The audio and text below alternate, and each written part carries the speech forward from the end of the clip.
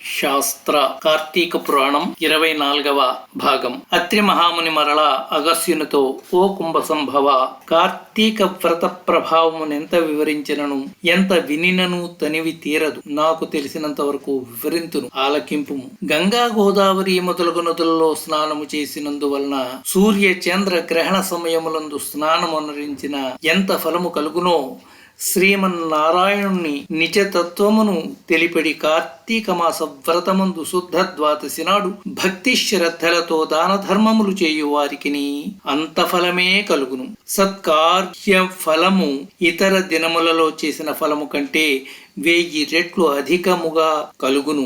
ఆ ద్వాదశి వ్రతము చేయు విధానమెట్లో చెప్పేదను వినుము. కార్తీక శుద్ధ దశమి రోజున పగటిపూట మాత్రమే భుజించి మరునాడు అనగా ఏకాదశి రోజున ఏ వ్రతము చేయక శుష్కోపవాసముండి ద్వాదశి ఘడియలు వచ్చిన తరువాతనే భుజింపవలేను. దానికొక ఇతిహాసము కలదు, వివరించేతను వినుము. పూర్వము అంబరీషుడను రాజు కలడు.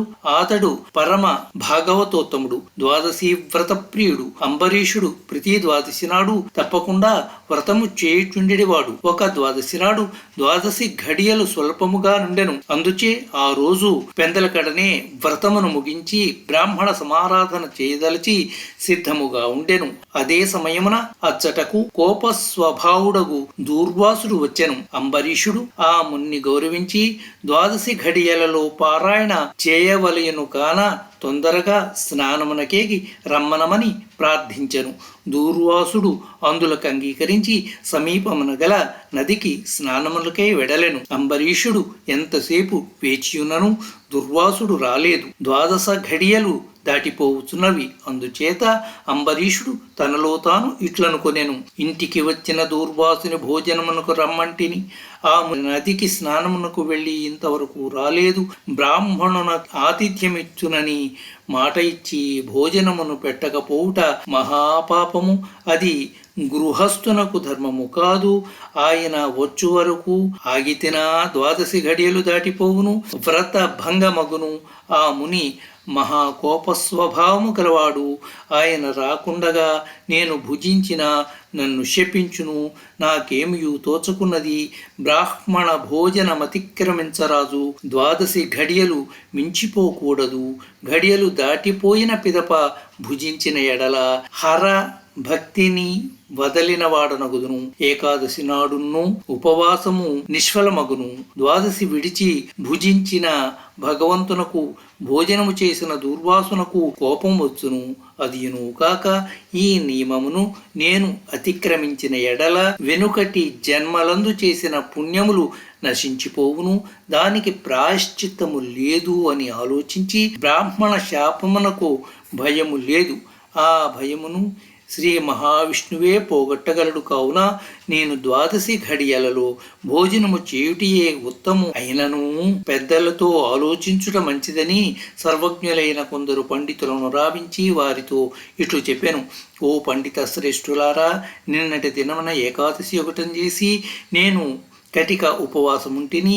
ఈ దినమున స్వల్పముగా మాత్రమే ద్వాదశ ఘడియలున్నవి. ద్వాదశి ఘడియలలోనే భుజింపవలసి ఉన్నది. అంతలో నా ఇంటికి దుర్వాస మహాముని విచ్చేసిరి.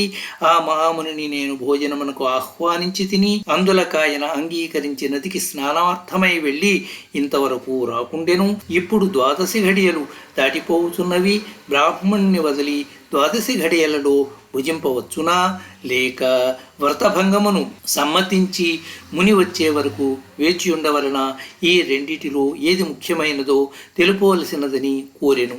అంతటా యా ధర్మజ్ఞులైన పండితులు ధర్మశాస్త్రములు పరిశోధించి విమర్శ ప్రతివిమర్శలు చేసుకుని దీర్ఘముగా ఆలోచించి, మహారాజా, సమస్త ప్రాణికోటుల గర్భకుహరములందు జఠరాగ్ని రూపమున రహస్యముగానున్న అగ్నిదేవుడు ఆకలిని పుట్టించి ప్రాణులు భుజించిన చతుర్విధాన్నమును పచనము గావించి దేహేంద్రియాలకు శక్తి నొసంగుచున్నాడు. ప్రాణవాయువు సహాయముతో జఠరాగ్ని ప్రజ్వరిలును.